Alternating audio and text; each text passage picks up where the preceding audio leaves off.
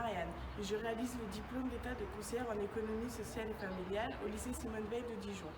Pour réaliser le DESE-ESF, j'ai obtenu un baccalauréat professionnel d'accompagnement soins et services à la personne, puis le BTS-ESF. Ayant obtenu un bac professionnel, j'ai pu avoir l'occasion de réaliser divers stages. Durant ceci, je me suis rendu compte qu'un public m'intéressait tout particulièrement, les personnes en situation de handicap. C'est donc pour cela que j'ai choisi de réaliser un stage à l'Association des paralysés de France de Infi dans la Nièvre, et tout particulièrement dans le service SAMSA SAVS où 2 CESF interviennent. Les bureaux de ce service se situent dans le FAM, foyer d'accueil médicalisé. Ces 3 services, SAMSA, SAVS et FAM, ont la même direction. L'APF a été fondée en 1933 par André Tranois. C'est une association de loi 1901 et reconnue d'utilité publique. L'objectif de ces services est de lutter contre l'exclusion des personnes en situation de handicap dans la société. Les SAMSA SAVS sont issus de la loi de 2005 pour l'intégrité des droits et des chances, de la participation et de la citoyenneté des personnes handicapées. L'APF d'Infi est missionnée pour les déficiences motrices et pour les personnes atteintes de troubles cérébraux lésés. Ils ont un agrément de 40 places, soit 20 au SAMSA et 20 au SAVS. Les CESF interviennent sur le SAMSA et le SAVS. La différence entre ces 2 services est qu'il y a un accompagnement médical et de coordination de soins uniquement sur le SAMSA.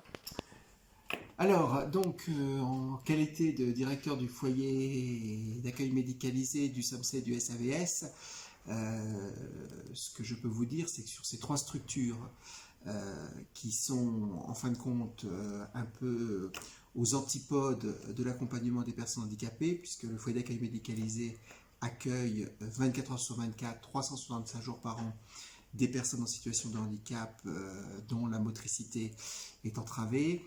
Et puis le SAVS et le SAMSA, service d'accompagnement médico-social pour adultes handicapés et service d'accompagnement à la vie sociale, eh bien, ce sont des services qui ont vocation à intervenir exclusivement à domicile et pour parvenir au maintien à domicile des personnes en situation de handicap.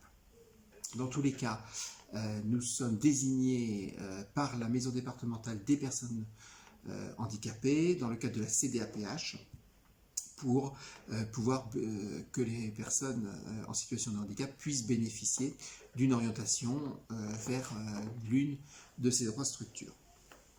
Les conditions, puisqu'on est sur des dispositifs adultes, obligatoirement, puisque si c'était des structures enfants, ça serait les IEM ou les CESAD, eh bien, il faut être majeur.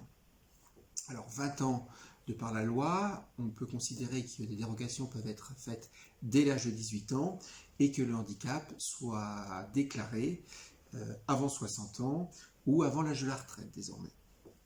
On peut bénéficier de l'accompagnement de ces 3 structures après 60 ans, mais en tout état de cause, le handicap doit être obligatoirement déclaré, reconnu avant l'âge de 60 ans ou l'âge de la retraite. L'idée, c'est d'accompagner les personnes au moyen d'équipes pluridisciplinaires, soit 24 heures sur 24, encore une fois, pour le foyer d'accueil médicalisé, soit à domicile pour le SAVS et le SAMSA. Alors, l'équipe pluridisciplinaire est quasiment la même pour les structures. Une équipe d'accompagnement médico-social pour le SAVS et le SAMSA, une équipe médicale et paramédicale pour le SAMSA, et puis de l'autre côté pour le FAM, même structure, plus évidemment tout ce qui est agent de maintenance, agent d'entretien et service de prestation repas. Donc l'idée, c'est d'accompagner les personnes dans le cadre d'un projet de vie qui est défini par les personnes en lien avec les équipes. Bien évidemment, nous contribuons massivement à sa rédaction et c'est quelque chose qui doit être adapté, qui doit être agile, mouvant, parce qu'il doit considérablement se confronter aux réalités auxquelles sont confrontées les personnes en situation de handicap, étant entendu quand même que nous avons une vision inclusive des personnes, à savoir que tous les dispositifs de droit commun qui peuvent être activés doivent l'être et que le médical ne prenne pas le pas sur les autres accompagnements. Et donc, après, chaque personne pourra choisir, dans le cadre des accompagnements, ce qu'il souhaite faire, les accompagnements dont il souhaite bénéficier, et puis les accompagnements dont il a besoin. Alors, entre besoin et demande, parfois, il peut y avoir une incompatibilité, mais l'idée, c'est quand même de les accompagner dans le cadre de leur projet de vie et de leur projet de soins. Bonjour Marianne, j'ai 66 ans. Pourquoi les services vous accompagnent-ils? J'ai divers problèmes de santé depuis des années, dont perte d'équilibre, de mémoire, dans le temps et dans l'espace. Depuis quand l'association vous accompagne? Depuis mai 2019. Quels sont les professionnels qui vous accompagnent? Une infirmière pour plus de rendez-vous avec les médecins, divers médecins. Il y a d'autres professionnels? AMP, Vanessa, pour des sorties extérieures, pour le bus, les courses, ou des sorties de couple pour visiter un peu la Nièvre. Et Yuna pour les papiers administratifs et de droit. D'accord. Et qu'est-ce que vous apporte ce service? Un soutien moralement, premièrement, accomplir des projets. Est-ce qu'aujourd'hui vous pensez encore avoir besoin de ce service? Pour le moment, oui. Je vous remercie. Pour exercer en tant que CESF dans un SAMSA SAVS, différentes compétences sont attendues. Il faut tout d'abord s'informer sur les pathologies des usagers, leur évolution et les conséquences sur leur vie quotidienne et leur vie sociale, mais également pouvoir adapter sa pratique en fonction des usagers et de leurs besoins afin de définir avec eux leur projet d'accompagnement. On doit avoir des connaissances dans les différents domaines de la vie quotidienne, le budget, le logement, la consommation, les démarches administratives, etc., afin d'accompagner et de conseiller les usagers et de leur permettre d'acquérir plus d'autonomie.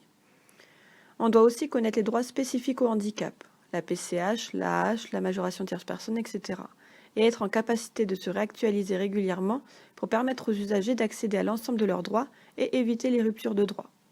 Sans oublier de savoir travailler en équipe et identifier les missions de chaque professionnel car de nombreuses visites communes sont à prévoir. On doit également savoir développer un réseau partenarial avec les différents organismes et ou associations de l'ensemble du département. Pour finir, nous devons pouvoir orienter les usagers vers des partenaires relais lorsque cela nous semble cohérent. Pour finir, nous pouvons affirmer que le métier de CESF est polyvalent. Les CESF réalisent divers accompagnements en fonction des publics et des missions. Les CESF collaborent avec un grand champ d'équipes pluridisciplinaires. Les CESF disposent de réseaux et de partenariats. Le métier de CESF a un grand accès à la vie quotidienne de tout public.